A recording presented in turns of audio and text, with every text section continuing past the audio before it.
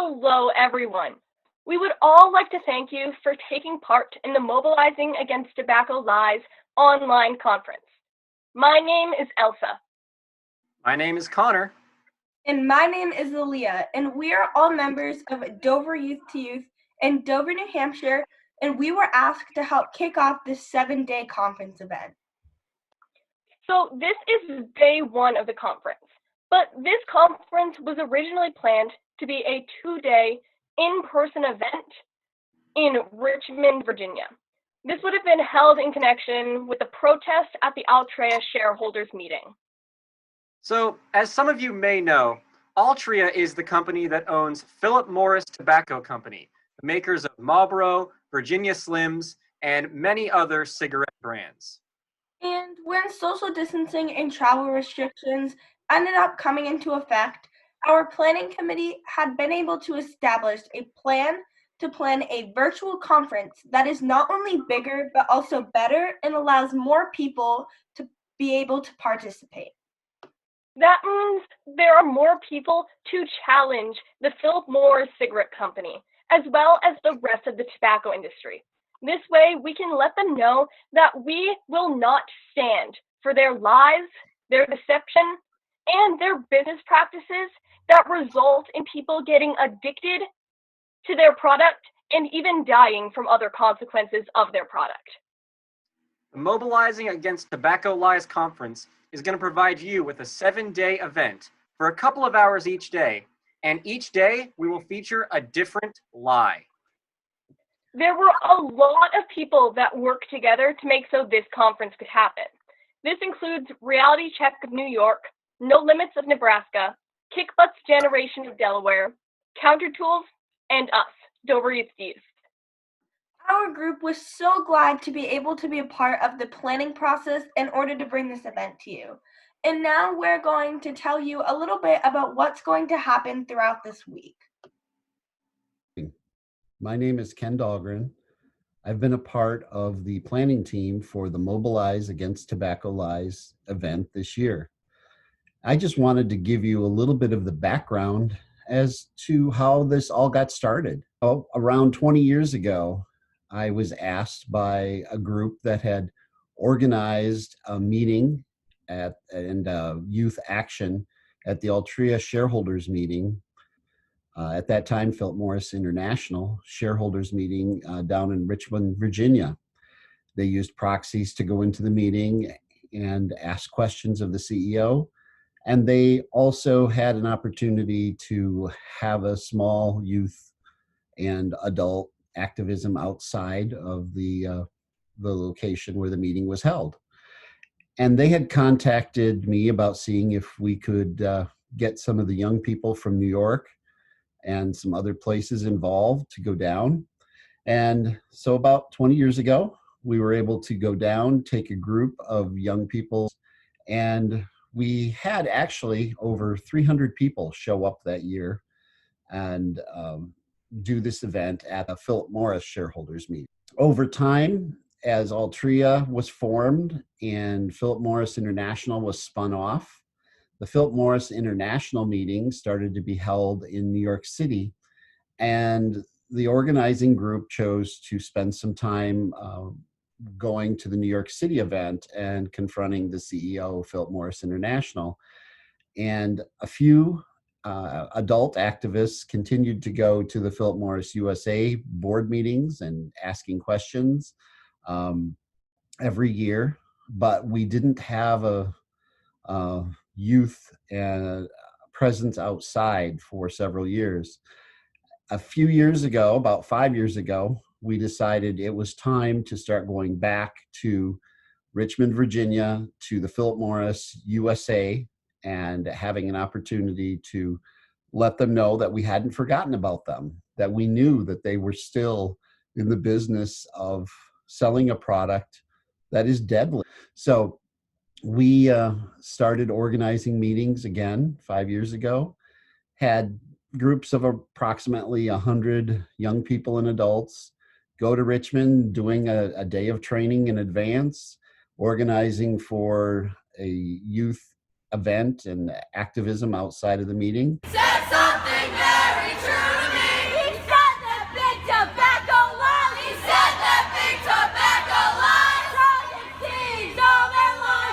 and also organizing some folks to go in with proxies to question the CEO. Unfortunately, as we were planning the meeting this year and we had it well underway, obviously things changed with the COVID-19 outbreak. And as a result, we had to switch gears a little bit. This meeting has always been important to have the opportunity to let the tobacco industry know we have not forgotten about them, that we're very aware of their tactics and the tactics that have been used over the years, and that we know they're still in the business of addicting people to a product that is deadly. So please enjoy this week.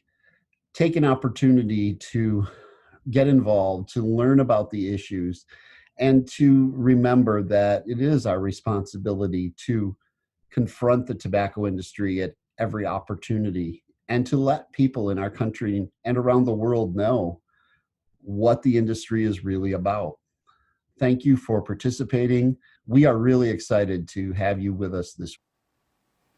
Welcome. As Ken said, for the last 2 decades, youth and adults throughout the U.S. have traveled to tobacco industry shareholder meetings to highlight the lies and harmful marketing tactics used to addict generations of people to their deadly products. For the last 5 years, several anti-tobacco groups have organized a day of action and advocacy in May at the Altria Philip Morris USA shareholder meeting in Richmond, Virginia. We are not going to let COVID-19 silence our voices this year. So, welcome to the first ever Mobilize Against Tobacco Lies Week of Engagement. Close to 400 people from New York, Nebraska, New Hampshire, Delaware, Wisconsin, and Pennsylvania have registered for this event. This week of engagement will include virtual programming, utilizing social media and live and recorded online trainings and at-home activities, fostering youth engagement and advocacy as we expose the 7 deadly lies. These are the lies we've told ourselves over the last 5 decades, and the tobacco industry supports through their marketing and corporate actions. Everything you need to raise your voice and expose the lies is found in your event toolkit. It's now up to you to bring this virtual event to life. Have a great week, and we look forward to seeing and hearing all of your energy.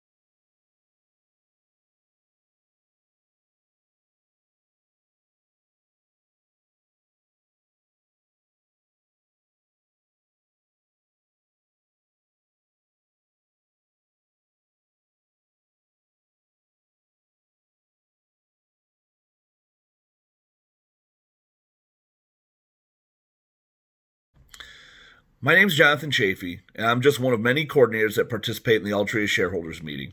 I first started attending shareholder meetings because I wanted my reality check members to meet other young people who work on policy change focusing on tobacco and to realize that they're part of a movement so much bigger than just their local group or even their statewide group. The friendships made and the larger picture is important. But what I realized a couple years ago from attendee Ed Sweda, that we attend the shareholders meeting to be the voice of all the people who cannot attend or speak for themselves. We attend to be the voice of nearly 500,000 people in the U.S. who die each year from tobacco-related disease. The voice for the 5.6 million young people under the age of 18 who will die from their smoking if current rates do not decline. The voice for the 16 million people in the U.S. who currently suffer from smoking-related illness. And let's not forget the countless people who have already died from smoking.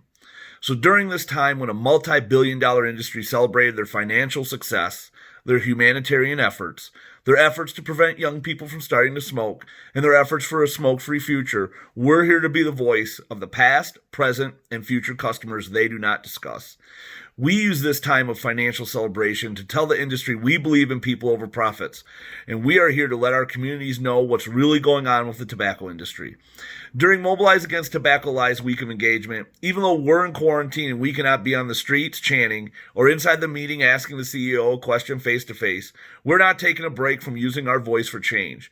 During this week of engagement, think of those people you are representing and being their voice. Through our activities, let those people know. Even though they might not be able to use their voice, we'll use our voice for them. This is why we attend shareholders meetings. Be their voice. Hi all, my name is Olivia and I'm here today to talk to you guys about my experience in going into the Altria shareholders meeting. It's a lot different than going outside and yelling and making all of that noise. It's still very important though, but it was definitely different. So when you go in, I was a lot more nervous. Everyone else is in their like t-shirts and everything, going outside to yell and make a lot of noise, create a lot of energy, positive energy. But when you're inside, you're dressed up and it's more of a serious setting.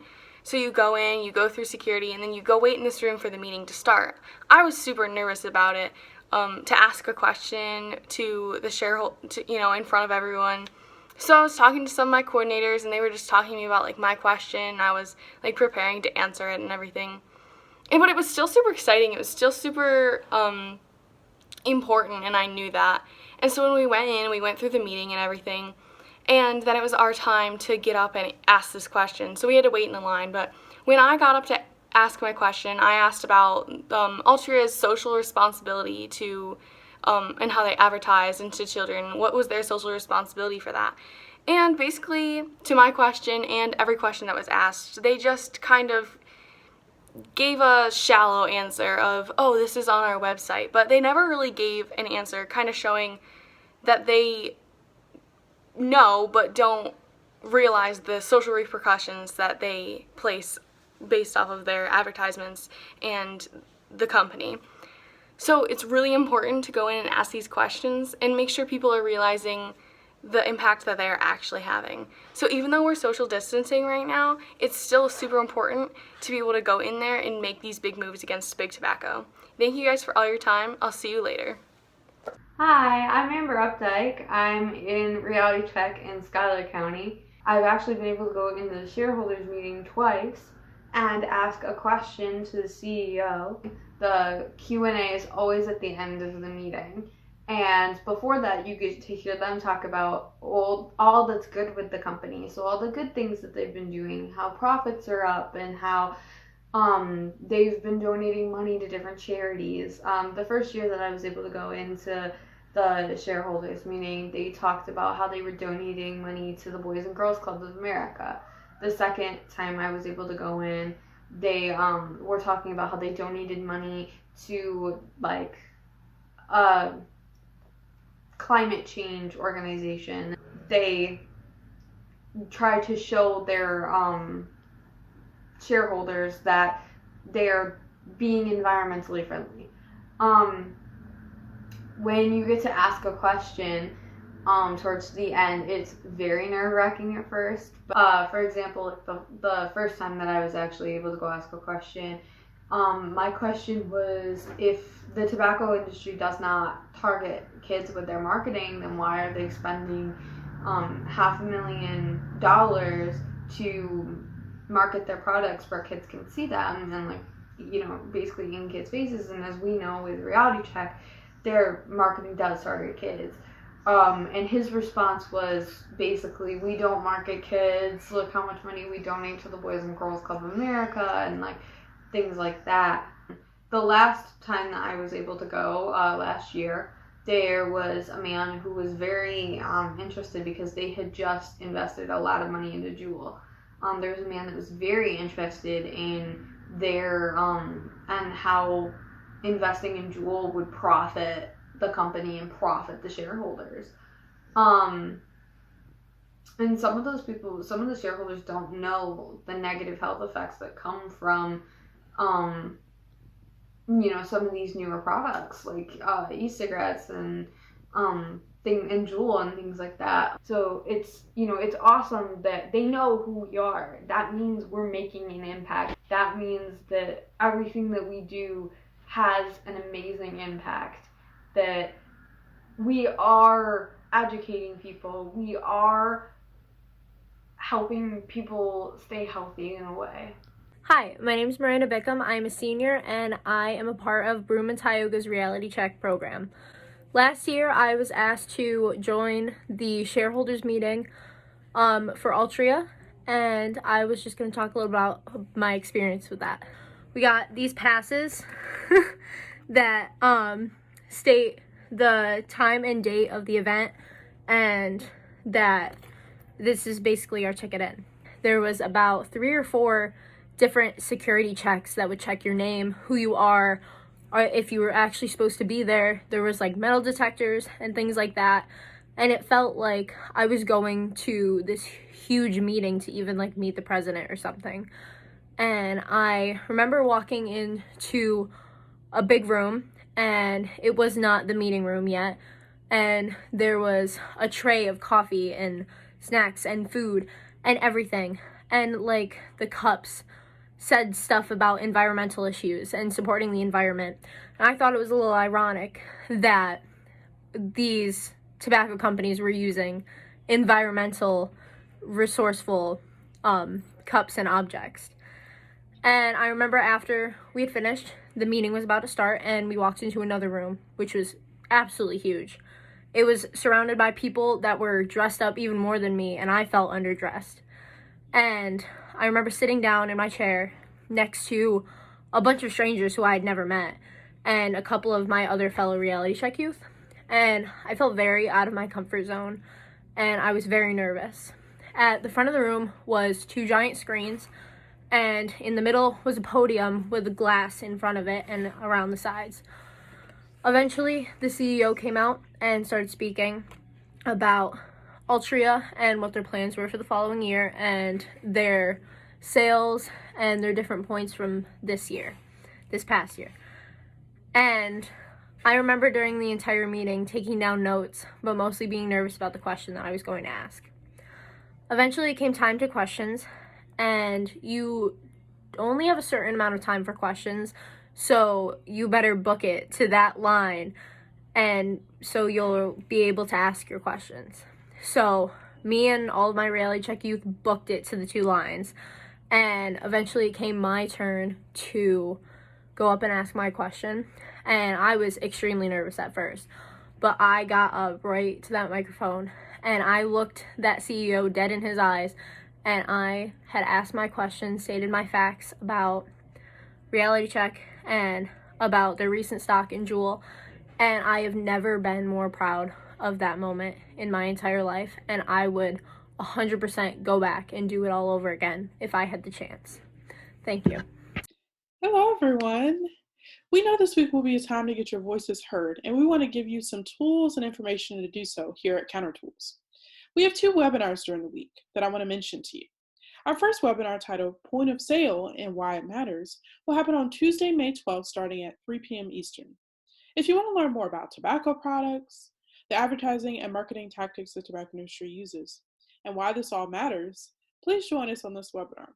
We at Counter Tools will equip you with the facts so you can go out and fight back with the truth. During our second webinar, titled Let's Game Kahoot, we'll be leading a Kahoot game with everyone. Kahoot is a fun and interactive online quiz game. During this webinar, everyone will get a chance to play this game and review what was discussed throughout the week. Oh, and guess what? There will be prizes mailed to the winners of this game. Please join us on Friday, May 15th at 3 p.m. Eastern for this game. Did I say there were prizes?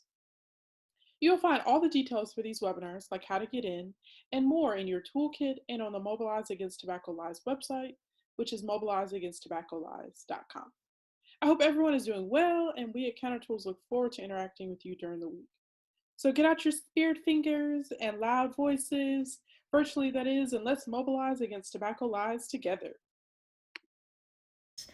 I am Gretchen Galley. I am the social media and PR coordinator, manager for the tobacco free GAO and CCA groups. And I'm going to be working on engaging you all with social media throughout this week. And what I'm hoping is that you'll help join me and help spread awareness.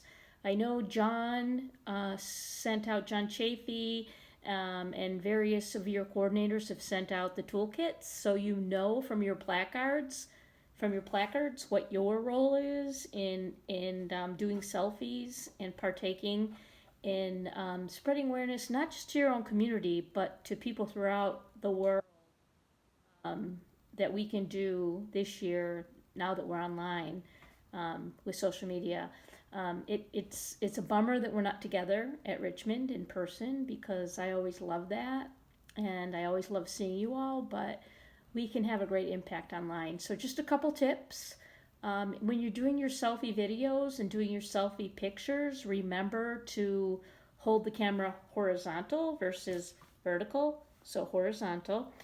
The reason is because you fill the frame better and it's more usable in other digital mediums. So hold that phone horizontal when you take your selfies. Secondly, we're going to be posting throughout the day from the MATL social media channels. I know most of you guys are probably on Instagram, so you'll be seeing them. Share them to your community, tag people in your community, whatever you can do online to increase the impact of the incredible work that you guys are doing. So yeah, welcome to hashtag MATL 2020, hashtag people over profit, hashtag 7 deadly lies. I admire you all for exposing these deadly lies. I encourage you to keep going with this passion. Shout out to all you seniors. I love you all, and go get your future and keep speaking out. The work you're going to do this week and the work you're going to do for the rest of your lives in changing the way of society the way you see fit is going to be incredible.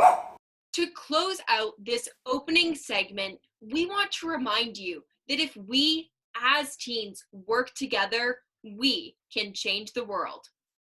Whether you're talking about the civil rights movement, where 4 African American teenagers sat down at a lunch counter demanding to be served, starting the whole lunch counter sit-in movement, or the efforts of students from Parkland, Florida, who said enough is enough and got changes made to the gun laws in their state.